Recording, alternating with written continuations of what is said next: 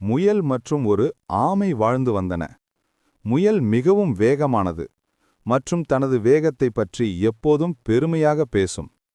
ஆமை மிகவும் மெதுவாக நகரும், ஆனால் மிகவும் உறுதியானது. ஒரு நாள் முயல் ஆமையிடம் ஒரு ஓட்டப்பந்தயத்திற்கு சவால் விடுகிறது.